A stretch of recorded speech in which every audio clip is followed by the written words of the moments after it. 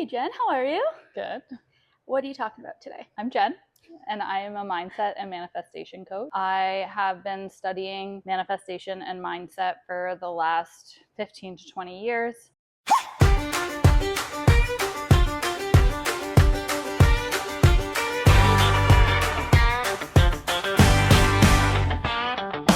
Dust in the sunrise, cowboy hat tossed on the dash.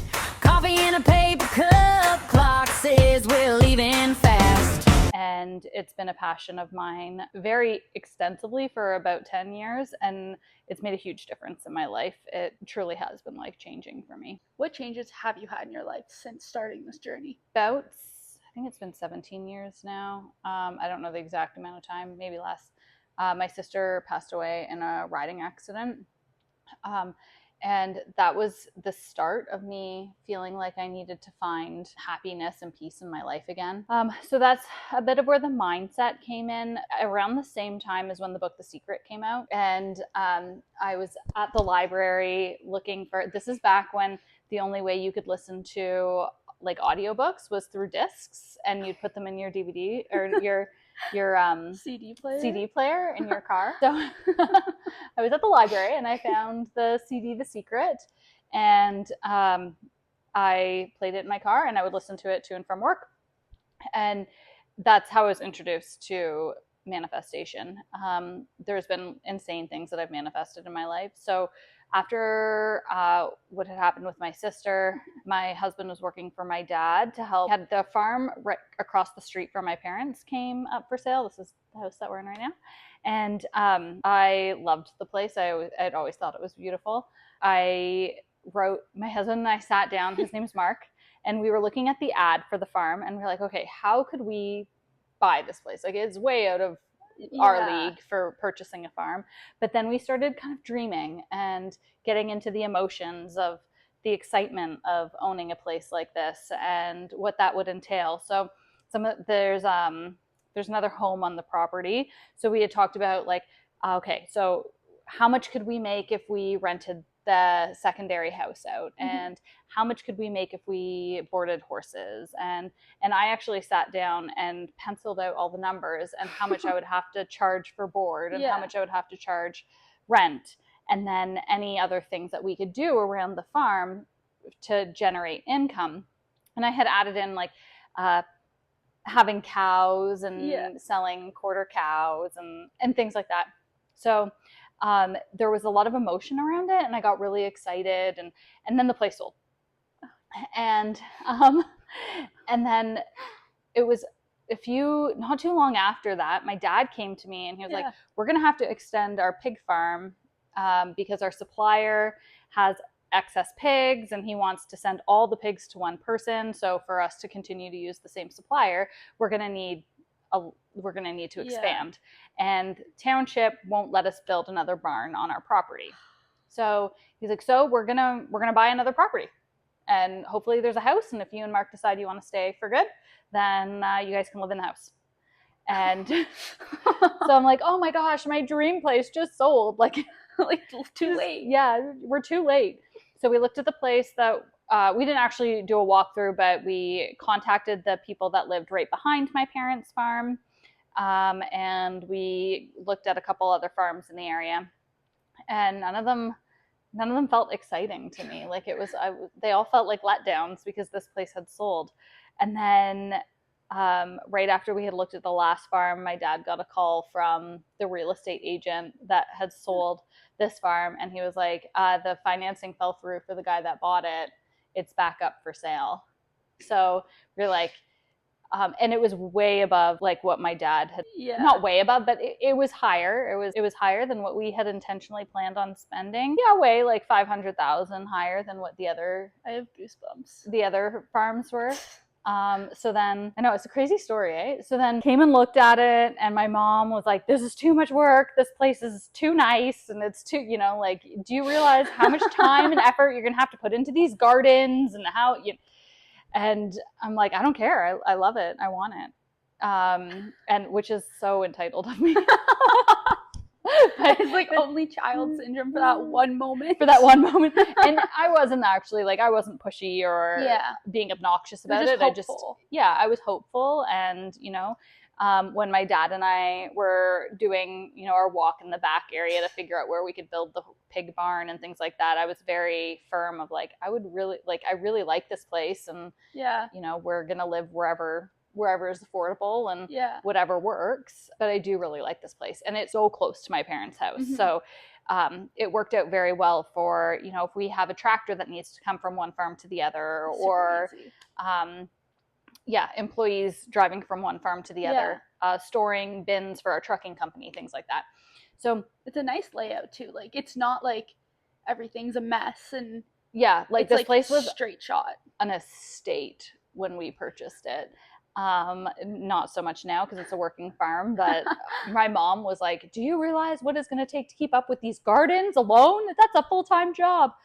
So then, you know, I backed off a bit and was going to let my dad do make his decision and do the talking to the real estate agent. Mhm. He hemmed and hawed quite a bit because he was like, well, it's quite a bit more than the other farms are. And then we sat down with them, and they came down a significant amount in price, and we kind of met in the middle. We purchased the place. Wow. So to think like for them to have come down as much as they had, and then also it to go back on the market. And so we'll talk a little bit about emotion and Mhm. and excitement around manifestation. Mhm. And I am so big on like feeling the emotions around it. Like Mhm. I think that's truly what solidifies a manifestation is emotions.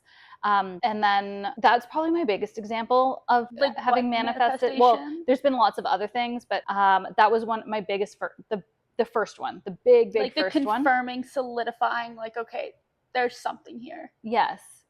And also trusting the plan, even when tribulations come, trials and tribulations come. Like we, you know, the place had sold, and I'm like, oh, great. You know, the place had sold right before my dad had talked to us. I'm like, oh, this sucks. And then when they came back and told us that it was back on the market, but then we heard the price, and I was like, oh, we're never going to be able to purchase that on a pig farmer's salary.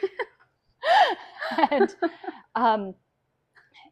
so I guess that was a very long-winded response to what was the actual question again? What is manifestation? Oh, okay. So but that would be a good one for like, how does it help? Right. So, and explaining how to manifest. So the question was actually tell me about yourself. Yeah. But you got like a life story. So we do know about you. So there's even more to the life story. My life story is pretty insane. So we purchased the place. My husband decided that he was going to start actually full-time working for my dad at like permanent full-time, because he was full-time before but not permanent. So then life continues on. We've had COVID happens. Our business starts to decline because of COVID, because you know, one of the products that we were picking up was no longer being made. And then the cost of fuel went up an insane amount. Cost of living went up. So then we had to pay our employees like quite a significant employees. No, but just like, you know, we had to give everyone a fair raise. Like jump. You can't make these people live off of nothing. And that's good that you guys are good people like that. One, we want people to be able to live comfortably, but also like you're never going to hold employees if you don't pay them fairly. Exactly. Yeah. And so we were working through the stresses of running a business through COVID, and lots of businesses failed during COVID. And then, or like even after COVID, like businesses who were like good in COVID because they were essential, a lot of them after took a huge hit. Yeah. So then my dad got into an accident and passed away from a traumatic head injury. And that this is a side tangent segue into that's why you will always see me riding in a helmet, because my sister passed away from a brain injury riding, and then my dad passed away from a brain injury, and I'm a strong advocate for helmets because of that. So my dad passes away, and then the business continues to struggle.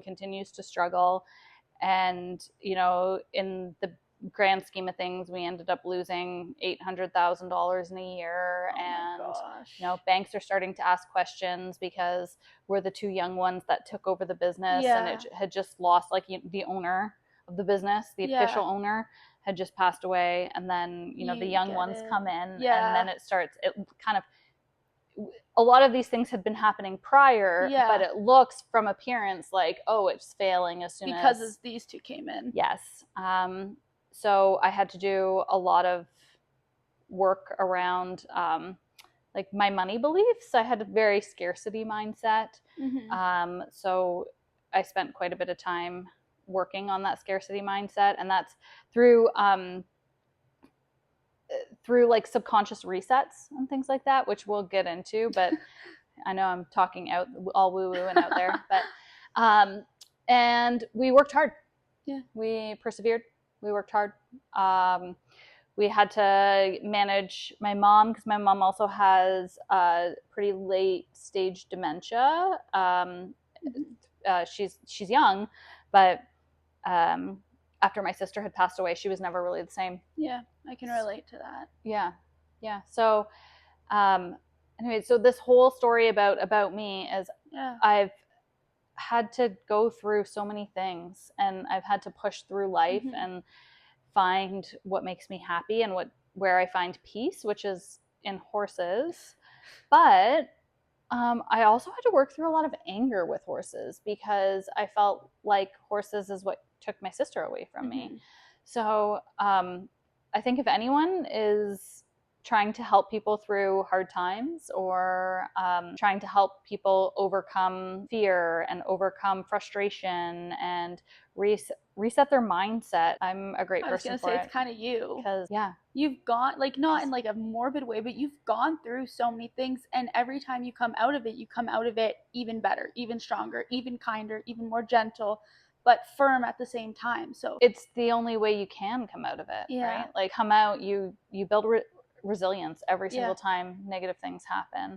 And I really don't want to be someone who builds resilience in a cold way. I want to build resilience in a warm, loving way. And what are you going to do? Just give up? You can't just give up. No. Especially you have too many responsibilities, but like your average person, you can't just give up. I know, I always joke like I'm stone cold, but it's not. I'm not stone cold because I'm a mean or a bad person. I'm stone cold because I've been through so much, and I just know that I have to be strong and resilient to keep going. On the more light side, I'm married. I got 3 beautiful, energetic kids. I have 3 wild children. Your farm kids. They are farm kids. They are. They're true farm kids. And I live on a horse farm. I've got horses out there. Tons of different horses, and arena. I'm literally living my dream life. Which is so weird to say. Yeah, it is, because I think that I'm a great example of crappy shit can happen in your life, and you can push through, and as long as you don't become a martyr and have the woe is me attitude about it, and the victim mentality. And the victim mentality, which is super common nowadays. It is. It really is. If you can avoid the victim mentality, then you never know what light is on the other side of that tunnel. And I feel like my light was really bright. I love my life. So many goosebumps. So why don't we dive in, and why don't you explain to us what exactly meditation is? We could get into all kinds of science behind meditation, and I've done the research, and I've held on to probably 1% of what research I've actually looked into and things 1%. Like that.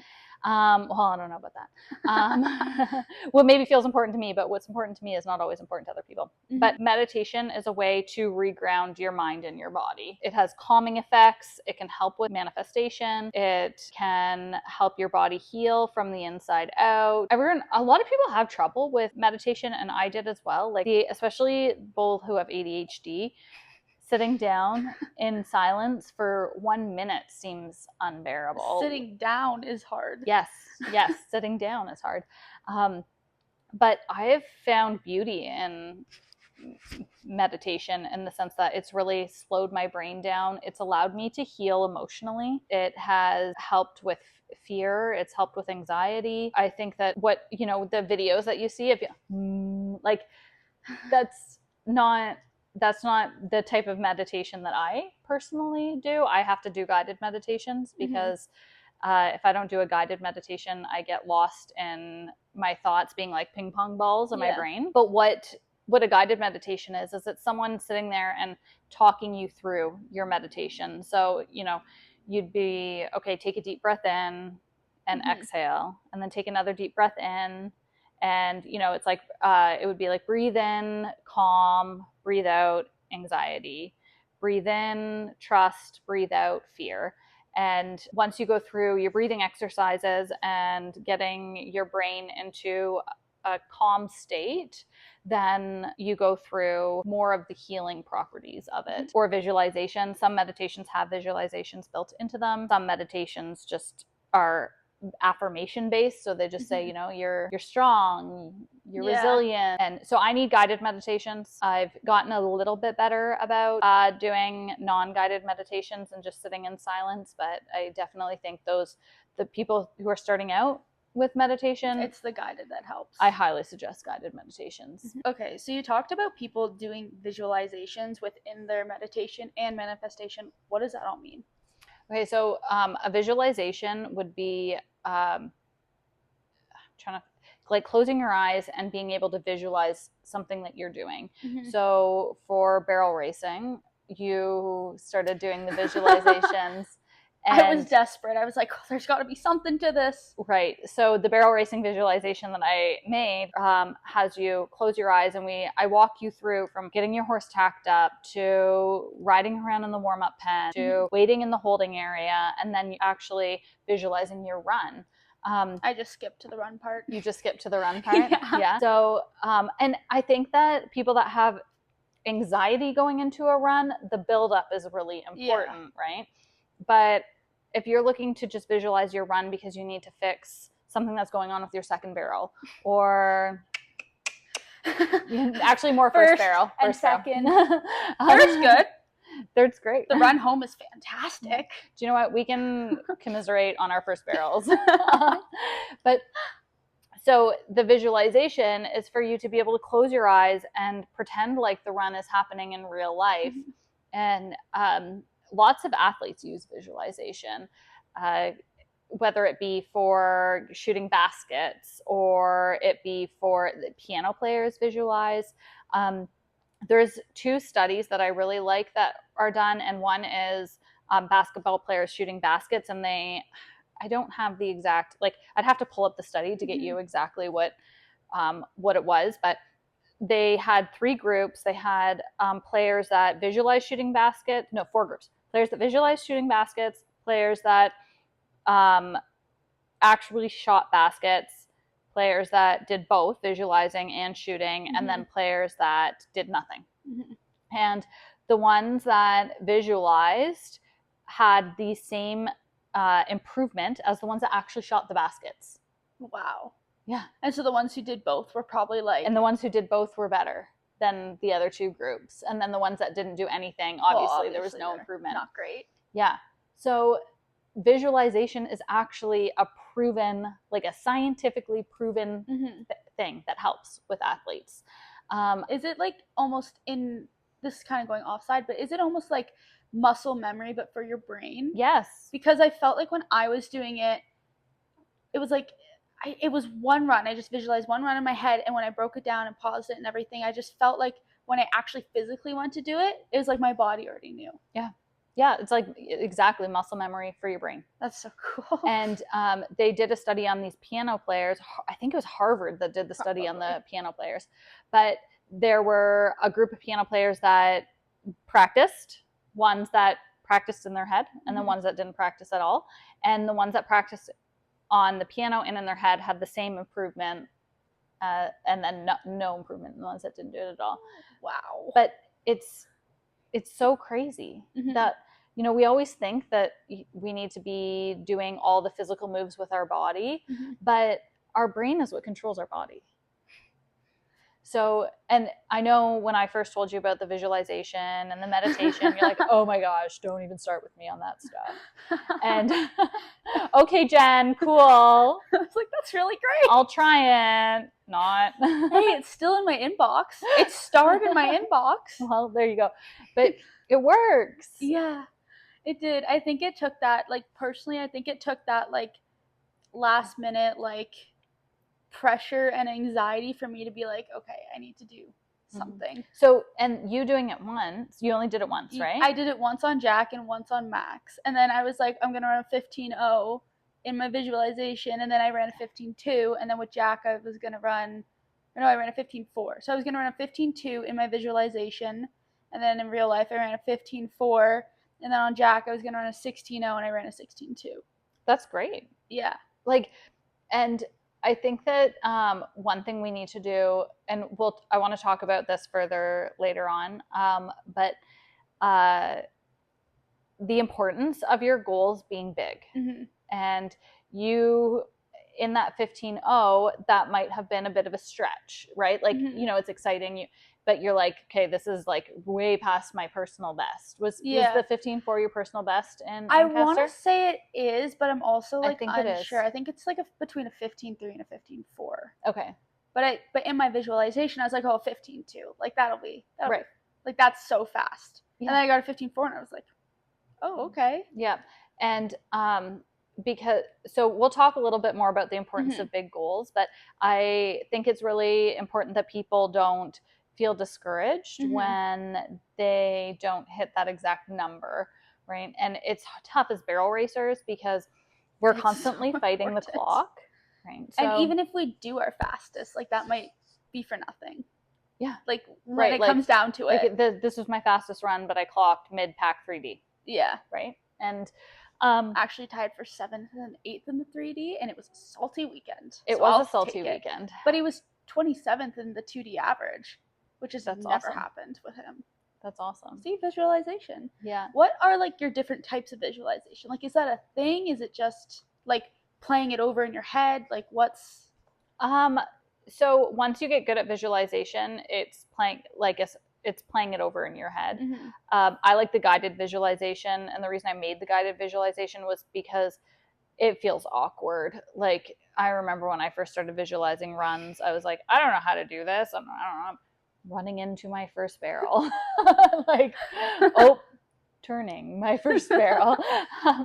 But I found that guided visualizations help with actually breaking things down Mm-hmm. and also feeling the emotion behind it. Yeah. So, like in the guided visualization, there's like, oh, you like turn your first barrel. It was wicked. You power out of your first barrel. You're remember that heading into part. second, and getting that feel of like your heart starts pumping. Yeah. And you're, you just wrapped around your first barrel. It felt amazing, and now I'm excited and I'm running into second.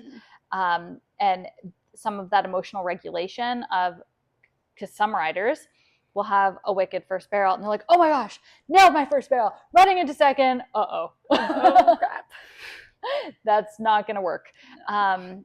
And so I think that having the whole picture is important of Mhm. that emotion behind it as well. And like I had talked about before, we manifest through emotion. Yeah.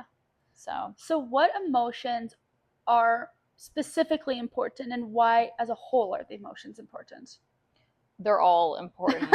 So negative emotions are just as important as Yes, positive emotions. we have them for a reason. Because if you're doing anything anger-based, fear-based, or out of like in a discomfort, an emotion of discomfort, Mm-hmm. you're just telling whatever you believe in, God, the universe. Yeah. Like for me, I refer to my higher power as God. I'm just telling God that I want more of that. Yeah. So you need to be aware of your emotions, and the happier you are and the higher level of emotion that you're vibrating at, the more of that positivity or the good things that you're going to be drawing to yourself. The more negative you are, the lower you're going to be vibrating at, and the worse things you're going to be drawing into your life. Yeah, and people, and it all revolves. Now, on emotions, I know I struggled with this for a while where I felt really down and upset. And would you be calling that imposter syndrome? Imposter syndrome is no. So I would just call that a negative mindset. Imposter syndrome is more where you feel like you don't belong, or I do feel like that was very accompanied with those negative emotions. Like I felt like I didn't belong, and then those emotions came, and then it was the negative mindset. Like it kind of like dove off the deep end altogether. Right. So the feeling like you don't belong was the like trigger, the starting point. Yeah. That's a good point to have, because imposter syndrome can really put you in a dark place. And what is it specifically? So imposter syndrome is when essentially you feel like you don't belong. Like, I'm not good enough. Why am I here? Why would people, if someone's looking to be a coach or help others, like why would people want to take information from me? I have nothing to prove. I have imposter syndrome. Like, I think which is wicked, because you are like so cool and you're so knowledgeable. I try to educate myself, but I'm constantly saying to myself, like, why would someone want to learn from me? What are my credentials? What, I'm not Emily Beisel and Haley Kinsel, and so why would someone want to learn from me? And even with the run breakdowns and showing people videos of how things are done properly, right? I will often think to myself, like, well, what's the difference between me and Between the Reins, and why would someone want to support me over supporting something like Between the Reins? And you have to work through imposter syndrome. So often I find journaling helps, but for me, I guess, like, I'll do the exercise with you guys of like what I would do is, okay, so why me over Between the Reins? Ashley Schaefer and Joy and Jolene, like, they're baddies, series on there. Like, I'm a nobody compared to them. So that's my imposter syndrome thought. That's my negative self-thought. So then when I want to turn that around, but what can I offer that maybe they're not offering? Also used to write English, so I'm really able to help people that are transitioning from an English background to barrel racing. I am offering going to be the mindset stuff and some nutrition stuff and some workout stuff. And then also I am putting an effort into dumbing some of the stuff down a little more.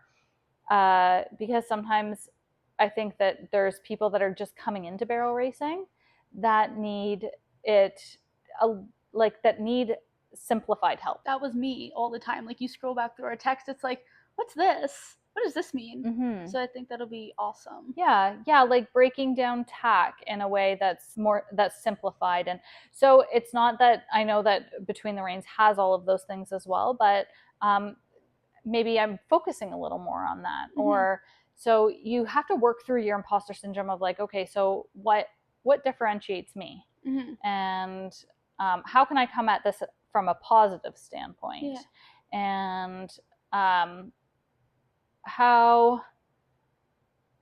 can I benefit others? So imposter syndrome often is a bit of like it's a selfish emotion.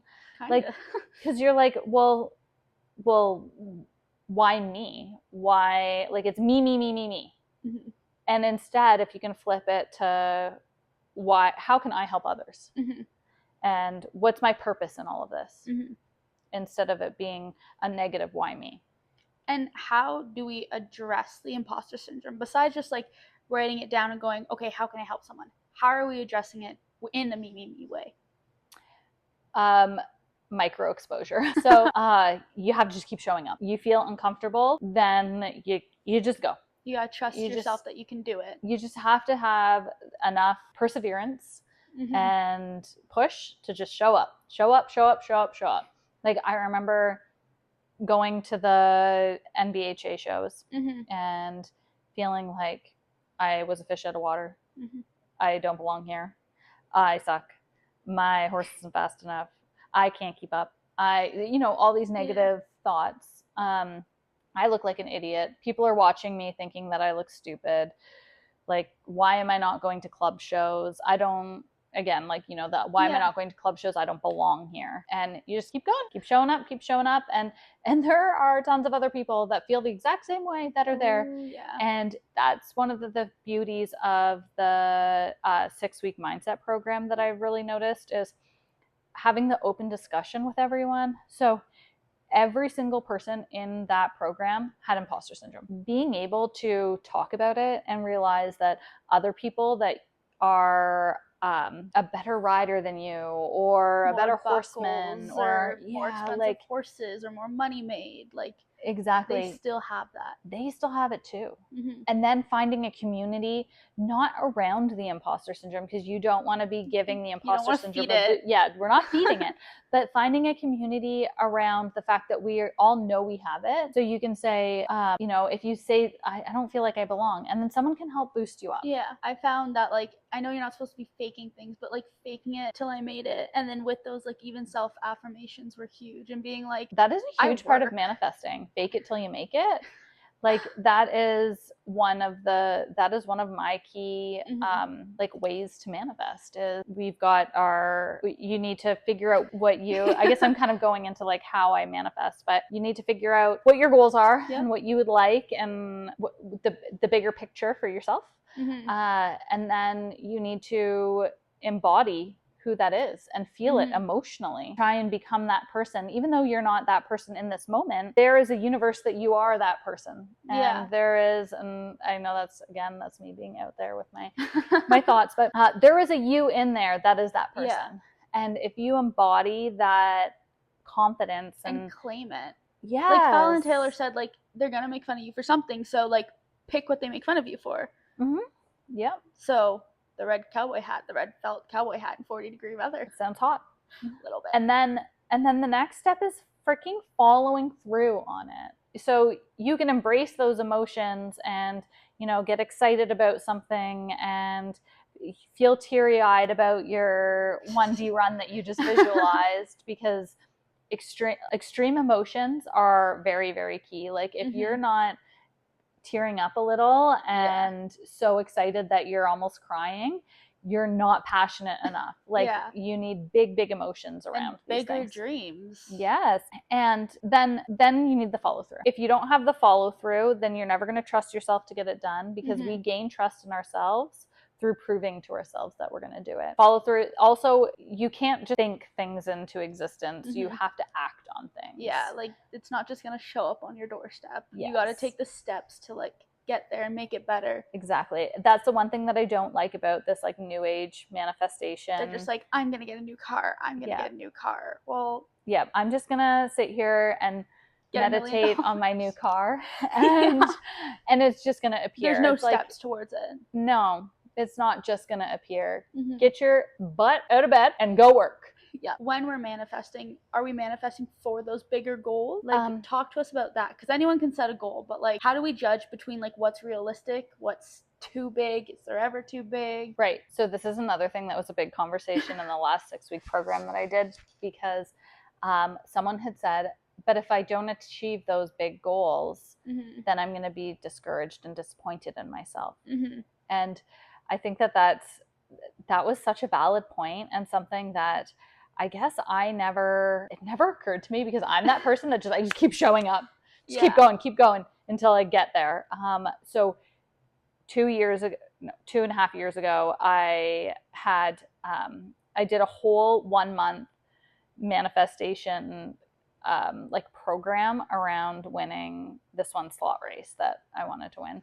And I meditated on it every single night. I had stupid, like, no, they're not stupid, but I had alarms in my phone every hour saying, you won the slot race. I had, like, I would have gotten trauma from that. I did insane things. I was, like, embarrassed. I, like, wouldn't leave my phone around anyone because I didn't want the alarm to go off and then be like, you won the slot race. And I had, like, sticky notes around my house. Stinky notes? Sticky stinky. Maybe it would have manifested faster if they were stinky because it would have smelled like the arena. In the barn. In the barn. I did quite a few wild out there things, and I had a specific time. It was a 14.698 was the time that I still remember it, right, 2.5 years ago, that I would visualize. Like I would visualize like running down the alley and turning my third barrel, like finishing my pattern, and then turning around, and then the announcer, because we always have the same announcer, he's got the same voice, and just like visioning him being like, and that's your new leader, right? And announcing the 14.698. And the pen was slow. That so slot race comes, right? Yeah. I show up and I missed something, and I'll explain that in a minute. But I show up, I'm nervous, all the things.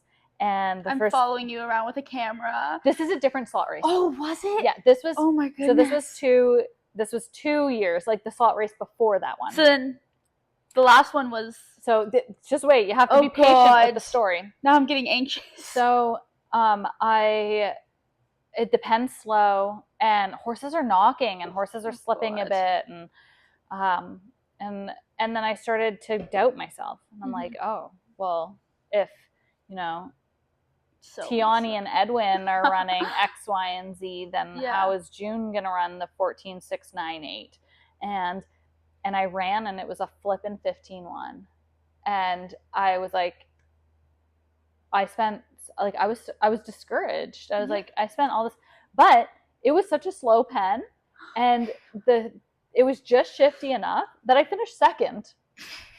And so, but I had cleared a space on my wall for my big check. Oh no. And I had gone and purchased picture frames that I was going to surround around my check with pictures from the slot race. Pictures were never purchased. We don't have any pictures. And guess what? There was no big check for second place. So in the moment, I was like, well, fuck, that sucks.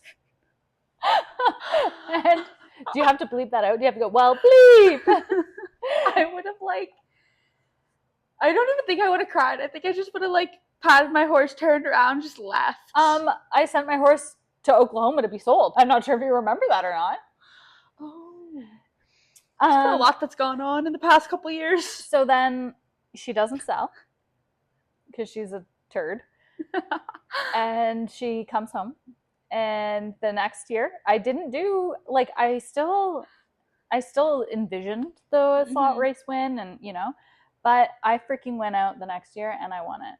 Yeah. And so. But you were very peaceful last year. I was. And I went at it from a place of gratitude. Yeah. And you were also like, don't talk to me. In a nice way. So I just stood in the corner filming you. So I went in remembering, I love this. Yeah. Why am I putting so much pressure on myself? And I'm so lucky to be here. And frig, I'm so lucky to be sitting on a horse that I think is a contender for this race. Yeah. And I'm so lucky to be rolling up in my truck and trailer that actually drive down the road safely with my 3 healthy children and my husband that's the biggest supporter you could ever ask for, and my horse that's sound, and my the list goes on and on. It's finding the little things. Yes, that I'm so lucky for. So I sat there and just I think you have a video of me just sitting there with a smile on my face thinking, I'm so lucky. Mm-hmm. I'm so lucky to be here. I went out and I ran a 14.4 and I won it. And but I believe that a lot of that came from the manifestation work that I did the year prior. So just because this is, again, a long-winded story on, what if those big dreams and those big goals don't happen, just because they didn't happen in that moment. Or when you wanted them to. Yes, in your timeline, doesn't mean it's not going to happen. Mm-hmm. So we have our own timeline that we believe in, and God has a whole nother timeline for us. Mm-hmm. And I think that sometimes God's timeline is faster than ours is, but sometimes God's timeline is slower. Mm-hmm. And we don't know the reason behind it being slower, and there could be a good reason. Deb, the girl that won the slot race that year before, really needed that win. Yeah. And, something might have been going on in her life where she really needed that win. So I think that having big goals and big dreams is super important, because we're setting this up for 5 years down the road. We're setting ourselves up for 10 years down the road. And even if you have a big goal and it doesn't happen in year 1, that doesn't mean that it's not going to happen in year 2 or 3. I also think it's really important for us to be making our subconscious uncomfortable. The more we make ourselves uncomfortable with our goals, the more these big goals become realistic in our brains. So if I tell myself that making $10,000 a year is tough, right? And making $10,000 in a year is going to be tough. It's going to be hard. How am I going to manage that? I'm never going to strive for that. I'm never going to strive for 20. No. Right? I'm probably going to make 8. Yeah. But if I tell myself, do you know what? I think making $30,000 in this year is going to be, it is my goal. Then maybe I'll make 28. Yeah. But that's better than the previous 8. Yeah. So if we normalize big goals, then it's less of a panic for our body. It's like our brains want to protect ourselves. So they want to stay where things are safe. So if you have a safe goal, then your brain is going to stay within that safe goal, or what it thinks is safe. But if you are normalizing a big goal, then after a while, your brain no longer thinks that goal is scary anymore, because you've started to tell yourself you're capable, even if it is huge and out there. And that's part of why some of these bigger goals are going to take a little longer. When you were talking about your slot race winning comeback, you mentioned gratitude. Talk about that. Gratitude is where we're going to vibrate at our highest. So gratitude is the highest vibrating emotion. Love and gratitude. But I think that they kind of come hand in hand. So if you are finding good in things and happy about things and grateful, and God is going to bring you more of those things that you're happy for, you're grateful for. It's like we had talked about with our emotions being super important, and what emotions that we're the emotional level we're vibrating on. So if I'm vibrating on from a place of gratitude and a place of love, then I am vibrating on my highest emotional level, and that's going to bring in the highest, like the most positive things into my life. So I think gratitude journaling daily is super, super important. Do I do it? No. Do I need to start doing it? Yes. It's like one of the biggest things that I preach in the mindset program is like gratitude. And it's hard, like, to wake up at. You were up at like 5. I get up, so I get up early because I'm either working out, riding horses before the heat, or trying to get some work done before my kids get up, or making dinner at 5 a.m. so that we are fed, because I'm not going to have a spare moment in my day to make dinner for us. But that extra 10 minutes, and you can do gratitude work while you're doing other things. So you could be cooking dinner or making breakfast, kids' lunches, driving to work, and just turn the radio off, put your phone away, stop scrolling Instagram, TikTok, and Facebook, and list off 20 things that you're grateful for. I really like to write things down, because I feel like it puts me in it's more solid for me when I write things, and that's probably like very 90s of me. I have to say things 10 times to remember something, or like to like solidify it. Like if I can't sleep at night and say I have 10 things to do, I'll say each thing 10 times, and when I wake up in the morning, I'll actually remember them. That's takes a lot of time. So you're talking about gratitude a lot, and now you have 3 new courses. Where are we putting gratitude? Are they in all of them? Is it in one of them? Where's that going? Gratitude's in all of them. I think that you need to come from a place of gratitude no matter what you're doing. You have to manifest from gratitude, but then it's also how we shift our mindset.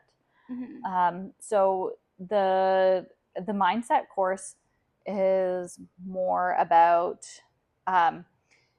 imposter syndrome, fear, getting over competition anxiety, enjoying life again with your horse. And I believe that all of it is going to help our everyday life as well. Like, it's not just about the self we bring to the barn, it's the self that shows up every single day. So I've had quite a few people come back and tell me, like, it hasn't just been with horses that life's improved, it's just overall life, because I'm trying to be more positive in general. So that's where the gratitude's going to come in there. So the mindset course, we're going to work on goal setting. How many mindset courses? There's 2. So there's one specifically for barrel racers. Because I think that the visualizations and the meditation need to be more barrel racing specific. So that's why there's a very specific barrel racer one.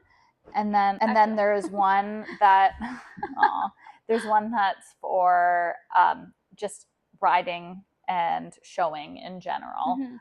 And then so the mindset course is going to work on goals, imposter syndrome, fear, competition anxiety, and a little bit of manifesting. We touch a bit on manifesting in that one as well, but then the manifestation course is going to be a deep dive into manifestation. I was going to say, because manifestation is such a huge thing, and I know I have like 10 million questions. So you're offering another 6-week course for manifestation specifically. Yes. And all of them are 6 weeks. Yes. And then what do they kind of entail? So I kind of went over what the mindset one entails. So the barrel racer mindset versus the other Riders. like rider mindset. They're pretty well the exact same course. I'm just tailoring them. Yeah, the barrel racer one's more tailored to barrel racers. And then the manifestation one, we break down figuring where we're at emotionally, what emotions are we vibrating at, how to change what emotions we're vibrating at, which is where the gratitude comes in. And then how to embrace the positive emotions. And there's a bit of goal setting, but not really in the sense of finding where you want to be and what you want to manifest, but then becoming that person that would manifest that. So for becoming, say you want to manifest clocking in the 1D. And so what do 1D riders do? Well, we work out, we ride every day. Like I ride 6 days a week. We visualize runs. I even walk the pattern on foot to try and figure out what I'm doing with my body. I discuss my runs with my friends. I send my runs to my friends so that we can work through things. I ride with people that are better than me.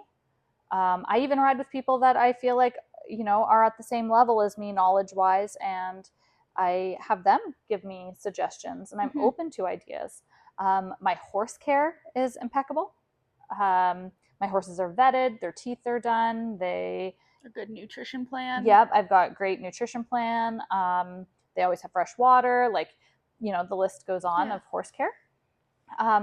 And so if you want to manifest becoming a 1D rider, then embody those things. Be that person that shows up and works out and eats healthy and does all the, checks all the boxes on that list, rides 5 to 6 days a week. And then when you have trust in yourself that you're putting the work in and that you've done it, then you can feel pride and you can feel excited. And then that excitement is then going to tie into the emotional side of things. So what emotions are we bringing? Are we getting on our horses and thinking, oh, well, getting on this piece of crap and, or are we getting on and thinking, how can I make my horse its best self? And I'm excited to ride my horse. Or, are we going out to our barn and thinking, well, this junky barn and 1D riders don't ride out of junky barns. Well, my stalls are homemade. Well, 2 of them are, right? But they're beautiful. Yeah, but they don't need to. I don't need to be in a $1 million barn. in order to clock. Oh. Right? I need to ride my horse. Yep. When we were talking about the imposter syndrome, you mentioned how a lot of the people taking your course felt like they had a community. So this isn't just like, here's 6 weeks worth of paperwork. No, I have had quite a few people who have continued on with the friendships that they've developed, and it's actually been fun to watch, you know, fellow barrel racers at the shows chatting amongst themselves. And how are they meeting each other? We do breakout groups. So we the way the course works is you get access to, so this time we did it on Mondays, they get access to the journal and the journal prompts and a bit of a description of what the week is supposed to look like. And then on the Thursday, we meet up in a Google Meet call or like a Zoom call kind of thing. And I do a brief talk over what the week was about and what I would like to see in people. And people have the opportunity to chat a bit in the big group and, you know, let us know how their week was or if they have any questions on the material. But usually people are a bit shy in the big group and they don't want to say much. And then we go into breakout groups. And the breakout groups are randomly selected because I had thought, oh, I'm going to, you know, put people in groups based off of who I think would get along. And I'm like, no. Because sometimes you get the best information from someone that doesn't know you. Exactly. Or you have these aha moments with people that aren't like wouldn't be someone you think. Yeah, exactly. Like so I think that that's really important. So so we go into these breakout rooms and then everyone can chat amongst themselves. I try and keep the breakout rooms at like a 3 to 5 number in them. And I have discussion points that everyone chats about in the breakout groups. And that's where you get the opportunity to chat with people and learn about others. And they're always different. So it's not always going to be the same people in your breakout room. That's really good. What new and exciting things can you tell us before we close out here? Okay, so in closing, we are launching a mindset course, a general mindset course in a couple weeks. It'll probably be like a week from when we send this out or when we put this out, I would imagine. And then we are going to launch the manifestation course at the same time. And Sienna's in control of my social media. So everything you see is all Sienna. And so she'll be, so just follow and keep an eye on things. And Sienna will post all the info. Any other courses that you're thinking of offering?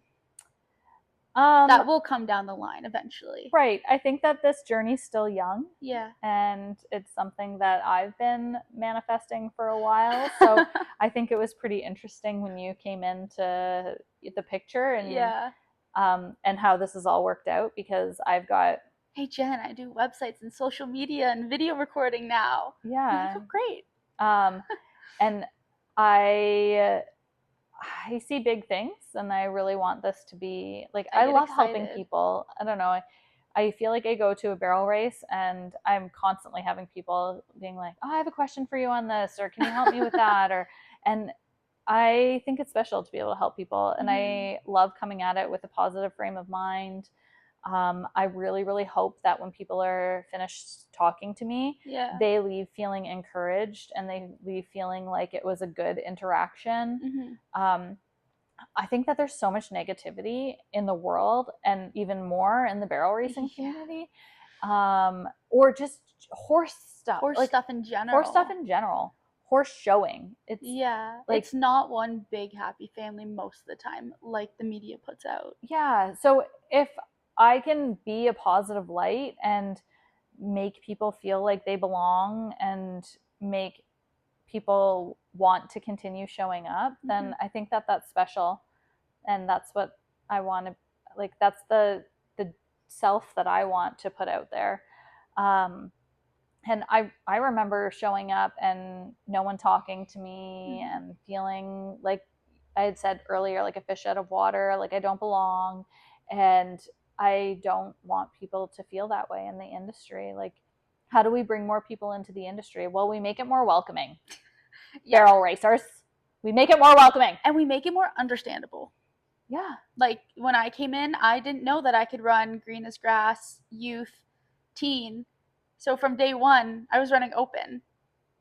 Right. So just all that understanding and welcoming, and I think it'll be amazing. So that's actually a good point that I wanted to touch on with some of the content that I want to provide is things like that too. Mm-hmm. Like, okay, so this is your first show. Where What's do you going on? start? Trailering, hay, Nutrition, the importance of having hay in front of your horse and them having a full belly because acid splash. Mm-hmm. And I have a unique background being a vet tech, like an equine vet tech, is I can pull a lot of those things in as well. So that's what sets me apart. Like when we were chatting about like, okay, what's gonna be imposter syndrome, and okay, well, why would someone pick me over all the other platforms out there that offer Ride TV? Like Ride TV is wicked, and you know, Between the Reins is so wicked. Like I subscribe to both of them. What's gonna set? How can I make myself set apart? Like, how can I set myself apart? Sorry, it's the courses you're gonna offer, and that are full of knowledge. And that isn't just like pulled out of thin air. It's all backed. It's amazing. Yep, interviews with vets. Things like that. Awesome. Well, keep posted with us. We'll keep you posted. There you go. We'll keep you posted. Check out our social medias. They're all Hazelview Farms, or a variation of Hazelview Performance Horses and Farm. And we'll have all this coming your way shortly. Thank you.